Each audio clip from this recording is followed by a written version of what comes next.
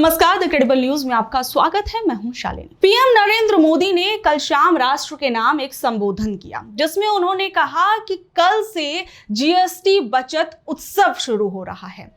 जिसके बाद कुछ लोगों ने कहना शुरू कर दिया कि 2017 से लेकर अब तक जिस तरीके से सरकार ने जीएसटी के नाम पर वसूली की है, तो क्या उसे ये माना जाए कि वो जीएसटी लूट महोत्सव अब तक चल रहा था।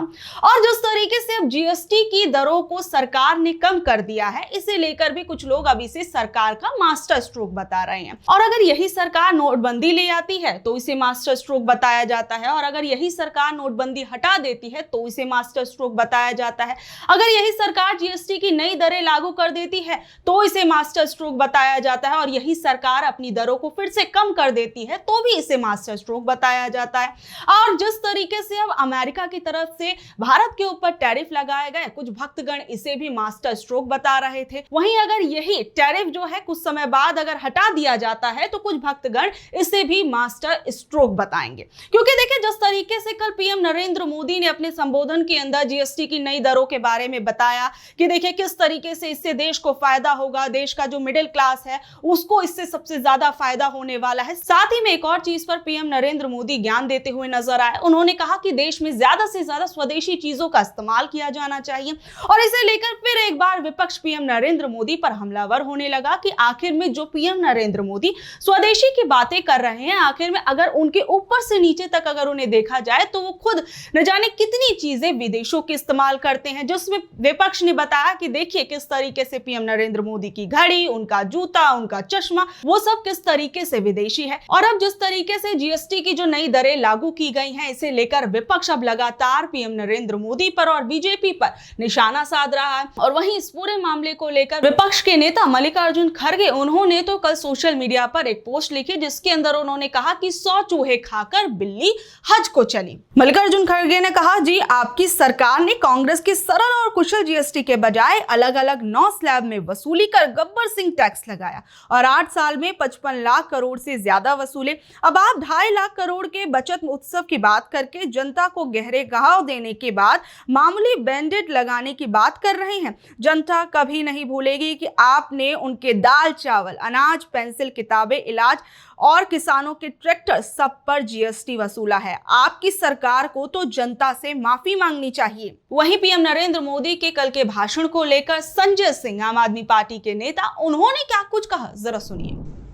2017 में और जब ये जीएसटी लागू की गई तो इतना बखान किया गया जीएसटी का, जैसे मालूम पड़ रहा था अर्थव्यवस्था में बहुत बड़ी क्रांति आने वाली है देश के अंदर।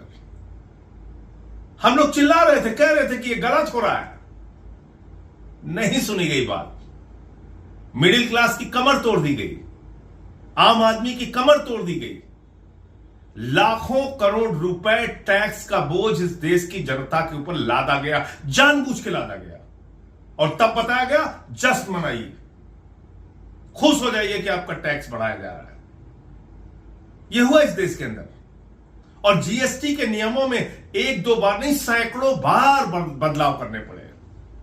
इसके अलावा डीजल के नाम पे, पेट्रोल के नाम पे लाखों करोड़ का टैक्स लिया गया। और आज प्रधानमंत्री जी को 8 साल के बाद नींद से जागकर यह बताना पड़ रहा है कि नहीं, अब हम फिर एक क्रांतिकारी परिवर्तन लेके आए हैं। देखिए, हमने जीएसटी कम कर दिया। तो बढ़ाया क्यों था? 8 सालों तक इस देश की जनता को लूटा क्यों था? प्रधानमंत्री जी, जो लाखों करोड़ रुपए इस देश की जनता के जेब से टैक्स के नाम पे लूटा गया है, वो पैसा उनके खातों में वापस कीजिए। आपने अपने मित्रों, अपने दोस्तों को तो लाखों करोड़पति बना दिया, उनको रेल दे दिया, सेल दे दिया, बिजली दे दिया, पानी दे दिया, सड़क दे दिया, एयरपोर्ट दे दिया, पोर्ट दे दिया, सब कुछ दे दिया। इस देश की जनता को क्या दिया? उससे टैक्स के नाम पे अवैध वसूली की। वहीं पीएम नरेंद्र मोदी के राष्ट्र के नाम के संबोधन को लेकर कांग्रेस नेता सुप्रिया श्रीनेत, उन्होंने क्या कुछ कहा, जरा सुनिए। आज रात 12 बजे से जीएसटी की कम और नई दरें लग जाएंगी। मतलब कल सूर्योदय होगा तो जीएसटी की नई दर रहेगी। इसका पूरा विस्तृत विवरण और पूरे details already government of India ने दे दिए हैं। फाइनेंस मिनिस्ट्री ने भी दिए हैं, तमाम प्रेस कॉन्फ्रेंसेस भी हुई हैं, ये सब हो चुका था। प्रधानमंत्री ने तो इस निर्णय होने से पहले ही लाल किले की प्राचीर से इसकी घोषणा कर दी थी। तो आज उन्होंने क्यों आकर राष्ट्र को संबोधित किया मुझे नहीं पता, लेकिन उसका शायद एक कारण ये हो सकता है कि कल से नई दरें लगेंगी। मोदी जी को लगा रही है बिना मेरा चेहरा चमकाए कैसे हो सकता है, तो वो बोलने आ गए, लेकिन कुछ नया नहीं बोला, कुछ ऐसा नहीं बोला जो खबर लायक हो। प्रधानमंत्री मोदी लेकिन जब बोल रहे थे तो बार बार मन में ख्याल आ रहा था वो पुराने वाले जीएसटी को कोस रहे थे। तो जब आप पुराने वाले जीएसटी को कोस रहे हैं तो वो किसने लागू किया था? 2017 का जीएसटी तो आप ही ने लागू किया था ना प्रभु, और इसीलिए तो हम उसको गब्बर सिंह टैक्स बुलाते थे, क्योंकि वो खराब जीएसटी था। वो गरीबों मिडिल क्लास के लोगों की कमर तोड़ रहा था। आपको पता है 2017-18 में जीएसटी ने कुल कमाई की थी 11 लाख करोड़ की। 2024-25 आते आते आपने लोगों की जेब से ऐंठे 22 लाख करोड़। 64% जीएसटी जो था वो हमारी सबसे गरीब आमदनी वाले लोग दे रहे थे।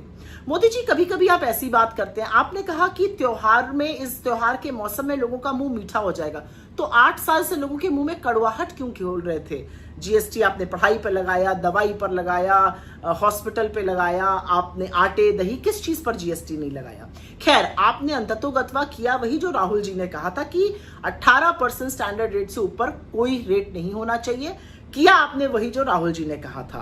कांग्रेस नेता जयराम रमेश, उन्होंने कहा कि जीएसटी की दरों को अब जिस तरीके से कम किया गया है उसमें कहीं ना कहीं अब सरकार ये चाहती है कि वोट चोरी के मुद्दे को, टैरिफ के मुद्दे से, इन तमाम चीजों से जनता का जो ध्यान है वो भटकाया जा सके, और इसीलिए अब जो है पीएम नरेंद्र मोदी जो है वो आकर राष्ट्र के नाम संबोधन दे रहे हैं। और साथ ही साथ में उन्होंने क्या कुछ कहा, जरा सुनिए। क्या ये जो दर कटे हैं उसका लाभ उपभोक्ताओं को जाएगा, ग्राहकों को जाएगा, उस पर बड़ा सवाल है। मुनाफाखोरी के खिलाफ जो प्रावधान जीएसटी अधिनियम में था, 2017 के अधिनियम में नेशनल एंटी प्रॉफिटियरिंग प्राधिकरण का प्रावधान था, उसको तो बंद कर दिया है, उसको तो समाप्त कर दिया है। तो ऐसा ना हो कि एक तरफ वोट चोरी और दूसरी तरफ मुनाफाखोरी। तो मुनाफाखोरी से भी हमें बचना है ना। ये जो दर की कटौती हुई है, क्या हकीकत ये रहेगी कि ग्राहकों को उसका लाभ मिलेगा, उसका कुछ फायदा होगा, इससे निजी निवेश बढ़ेगा? ये सब सवाल उठते हैं। तो ये पूरा जीएसटी सुधार नहीं है, ये दूसरा अवतार नहीं है, ये 1.5वां अवतार है। हालांकि पहला अवतार बड़ा खतरनाक था, ये भस्मासुर के माफिक था, अर्थव्यवस्था को खत्म कर दिया था। कितने सारे, ढेर सारे दर रखे गए थे और थोड़ी सरलता लाई गई है जो हमने मांग की थी। 8 साल से हम मांग कर रहे हैं। वहीं कांग्रेस नेता प्रमोद तिवारी, उन्होंने जीएसटी की नई दरों को लेकर और पीएम नरेंद्र मोदी के संबोधन को लेकर क्या कुछ कहा, जरा सुनिए। पंडित जवाहरलाल नेहरू, इंदिरा जी, अटल जी के प्रधानमंत्री रहते हुए जो एक उनका स्वरूप था, कल प्रधानमंत्री जी ने अपने देश के नाम संबोधन में कई बार खंडित किया। उन्होंने क्या कहा? ये उत्सव है, मनाइए, जीएसटी कम हो रही। अरे प्रधानमंत्री जी, ये पढ़ा लिखा भारत देश दुनिया का विश्व गुरु रहा है, कैसे आपने साहस जुटाया कि खुद आपने ये जीएसटी रात में 12 बजे भारत की संसद हाल में लगाया था, एक समारोह किया था, उस समय भी कुछ ऐसी बातें की थी। और आज जब देश की जनता 50 लाख करोड़ से ज्यादा दे चुकी जीएसटी के रूप में, लघु और मध्यम उद्योग लगभग बंद हो चुके हैं, तो आप अपनी गलती को स्वीकार करते हुए